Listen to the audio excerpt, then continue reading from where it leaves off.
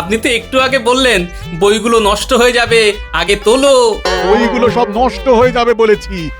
আগে তো তুলতে বলিনি রে বাবা, আগে আমাকে তোলো না। কতক্ষণ ধরে এইভাবে পড়ে আছি। তুমি ওখানে দাঁড়িয়ে দাঁড়িয়ে হাসছো কেন বলো তো? বইগুলো তুলে আমার এখানে দাও। আরে কি হলো, তুমি এইখানে এইভাবে বসে আছো কেন? গোপাল এমন ভাবে আমটা পালকি বাহকের পায়ের কাছে ফেলেছে যে পালকি বাহক পড়ে গিয়ে আমাকেও ফেলে দিয়েছে।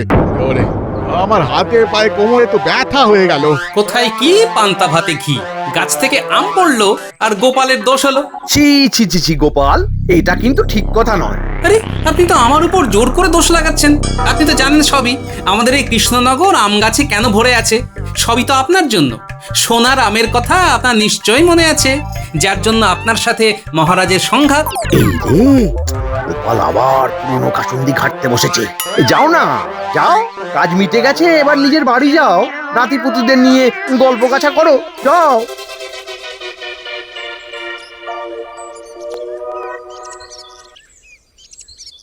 এই এই তোমরা পালকি তোলো আগে। আমাকে বাড়ি নিয়ে চলো। যত সব।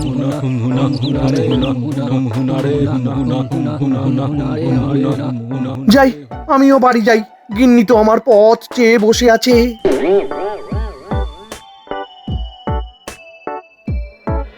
আচ্ছা গোপাল দাদু, সোনার আমটা কি গো? ওই যেটা শুনে রাজ্যদেশে মশাই পালিয়ে গেলেন। ও, তোদের নজরে পড়েছে? বাহ, পড়বে না, আমরা তো তোমারই নাতি। চল চল বাড়ি চল, মুড়ি নারকল খেতে খেতে গল্পটা বলবো, চল।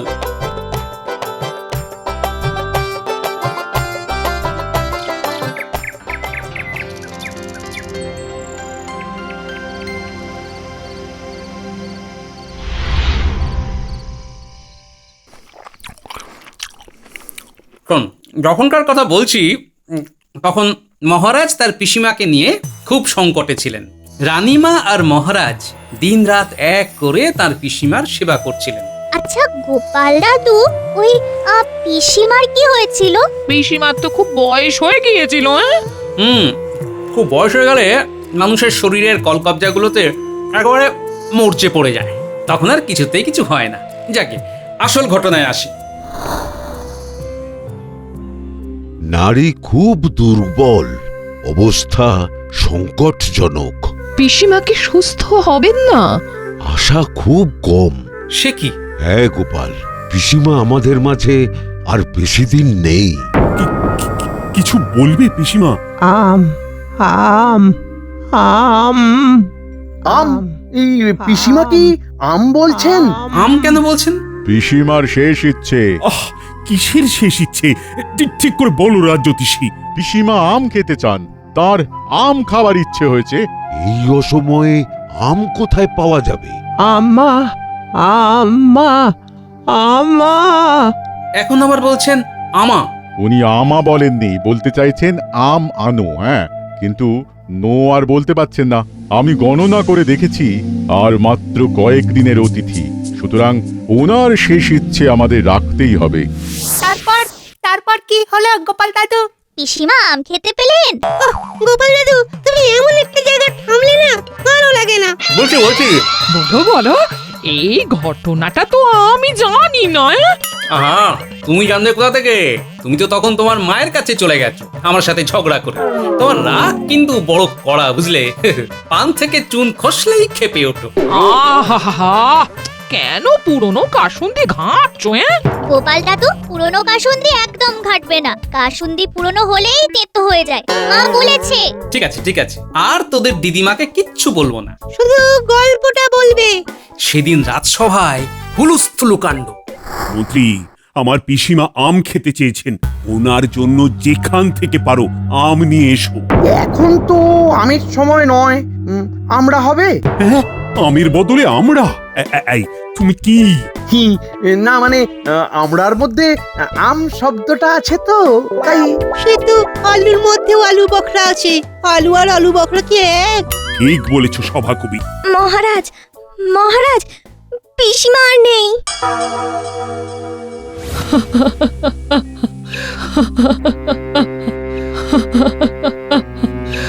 মহারাজ, মহারাজ পিসিমাকে আর ফেরাতে পারলাম না, উনি আমাদের ছেড়ে চলে গেলেন। কি কি খারাপ লাগছে। আমি আমি রাজা হয়েও পিসিমার শেষ ইচ্ছে রাখতে পারলাম না। মহারাজ, পিসিমার শেষ ইচ্ছে পূরণ হয়নি, এটা কিন্তু খুব খারাপ দিক। কেন? পিসিমার আত্মা শান্তি পাবে না, ওই আমের জন্যেই তিনি ঘুরবেন। তুমি কি বলছো রাজ্যোতিষী? আমি ঠিকই বলছি মহারাজ। আচ্ছা, এখন এসব কথা থাক না, আগে আমাদের সবার প্রিয় পিসিমার সৎকার হোক, তারপর এইসব কথা আলোচনা হোক। গোপাল ঠিকই বলেছে রাজ্যোতিষী, এখন এইসব কথা থাক। তুমি তো আবার এই আত্মা ঠাত্তা মানো না, তুমি এসব কি বুঝবে? মন্ত্রীমশাই, আত্মা টাত্মা আমি মানি, কিন্তু ঠিক এই মুহূর্তে পিসিমার সৎকারটা খুব জরুরি। হ্যাঁ মন্ত্রী, এই মুহূর্তে এসব কথা থাক। মহারাজ তো বলে দিলেন, তারপর পিসিমার সৎকার হলো। মহারাজ কাঁদতে কাঁদতে পিসিমার সব কাজ করলেন। পরদিন রাজসভায় আবার এই নিয়ে কথা তোলেন রাজ্যোতিষী। খুব খারাপ লাগছে, আমি আর পিসিমার শেষ ইচ্ছেটা পূরণ করতে পারলাম না। মহারাজ, আপনি দুঃখ করবেন না। সত্যি মহারাজ, আপনি কেন দুঃখ করছেন? একটা নিয়ম আছে, যাতে করে পিসিমার আত্মার শান্তি লাভ হয়। কি নিয়ম? পিসিমার শ্রাদ্ধে আপনি উপযুক্ত সৎ ধার্মিক মানুষদের হাতে একটা করে সোনার আম আর 2টো করে সোনার মোহর দান করলেই পিসিমার আত্মা শান্তি লাভ করবে। আরে, সে তো অনেক খরচ। পিসিমার মৃত্যুকে নিয়ে রাজ্যোতিষী তো খেলছেন না, প্রতিবাদ করতেই হবে। মহারাজ, আমার এ নিয়ে কথা আছে। গোপাল, ধর্মকর্মের মধ্যে তুমি না ঢুকলেই ভালো, তোমার কাজ যা তুমি তাই করবে। হ্যাঁ মহারাজ, রাজ্যোতিষী যা বলেছেন তা একেবারে ন্যায়সঙ্গত। আর এখানে গোপাল, তুমি না কথা বললেই ভালো হয়। ঠিক আছে, আমি পিসিমার শেষ ইচ্ছে অনুসারে সোনার আম আর 2টি করে মোহর সৎ ধার্মিক মানুষদের দেব। রাজজ্যোতিষীর পুরো বিষয়টাই গোলমেল, সেটা কিছুতেই মহারাজকে বোঝাতে পারলাম না। বেশি বলতে গিয়ে আমি মহারাজের বিরাগ ভাজন হলাম। বিরাগ ভাজন মানে কি গোপাল দাদু? খারাপ হওয়া। বারবার বলতে গিয়ে মহারাজের কাছে খারাপ হলাম। মহারাজ আমাকে একেবারে বারণ করে দিলেন পিসিমার ব্যাপারে আমি যেন কিচ্ছু না বলি। তারপর আর কি, আমার মনের কথা বলার লোক তো 3জন, বিজ্ঞানী, সভাকবি আর সেনাপতি। আমি তাদের সাথে আলোচনা করি। সেদিন মহারাজের ধমক খেয়ে যখন বাড়ি ফিরছি,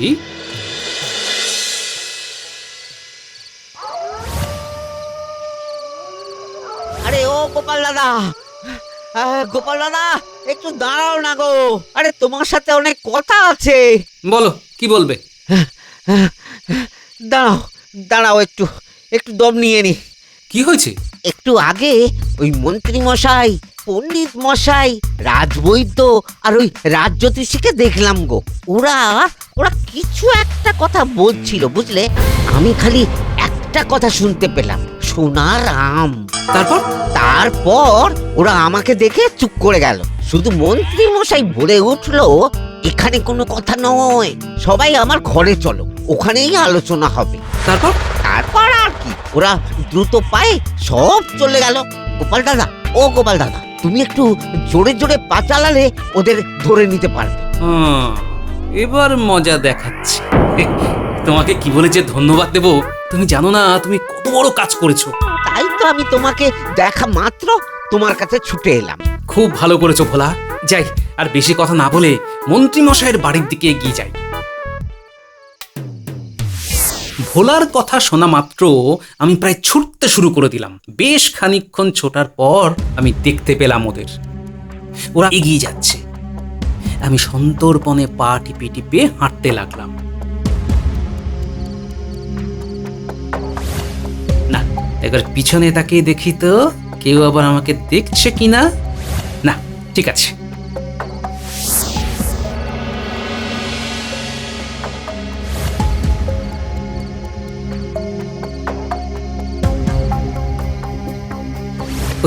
ওই তো ওরা সবাই ঘরের ভেতরে ঢুকে গেল। নাও, এবার আমাদের আলোচনা শুরু করো। আমার একটা চিন্তা হচ্ছে মন্ত্রী মশাই, ভোলা কি কিছু শুনে ফেললো? ভোলা শুনে ফেললে ও ঠিক গোপালকে গিয়ে বলবে। না না না না, আমার মনে হয় ভোলা কিছু শোনেনি। তখন তো সবে কথা শুরু করতে যাচ্ছিলাম। ওকে দেখেই তো আমরা আমাদের কথা বন্ধ করে দিলাম। ভোলা শুনলে কিছু যাবে আসবে না, আর ও যদি গোপালকে কিছু বলেও তাতেও আমাদের ভয়ের কিছু নেই, কারণ মহারাজ গোপালকে এই বিষয়ে কথা বলতে নিষেধ করেছে। ও অনেক চেষ্টা করেছিল, কিন্তু কিছুই করতে পারল না, বেচারি।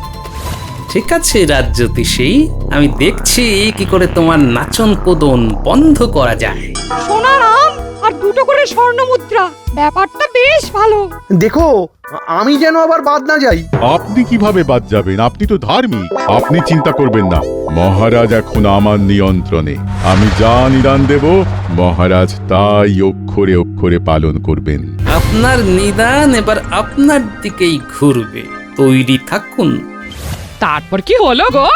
আরে খুব আকর্ষণীয় জায়গায় এসে থামিয়ে দিলে তো। বলো বলো গোপাল দাদু, থেমো না। আমি দুদিনের জন্য কৃষ্ণনগর থেকে চলে গেলাম। এই কোথায় গেলে? চলে গেলাম মিনুর কাছে। মাথায় এলো একটা জব্বর পরিকল্পনা। রাত্রিবেলা খেতে খেতে জামাইয়ের সাথে চুক্তি করলাম। মন্ত্রীমশাই একটা পাজিল, দুষ্টু একটা। আর তুমি কি ভেবেছো বাবা? শোন, আমরা তিনজন মিলে দুদিন পরে কৃষ্ণনগর যাব। তারপর কি বলবেন বাবা? তোমার তো মাসি পিসি কেউ নেই। না বাবা, কেউ নেই। ব্যাস হয়ে গেল, একদিনের জন্য তোমার মাসি জন্মে গেল, আবার মরেও গেল। মানে? উরি বাবা, একটু দারুণ ব্যাপার।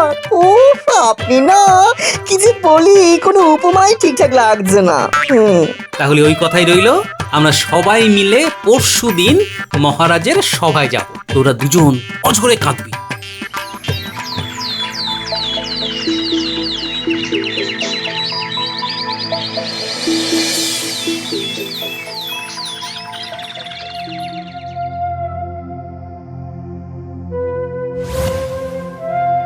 আমার কি সর্বনাশ হলো!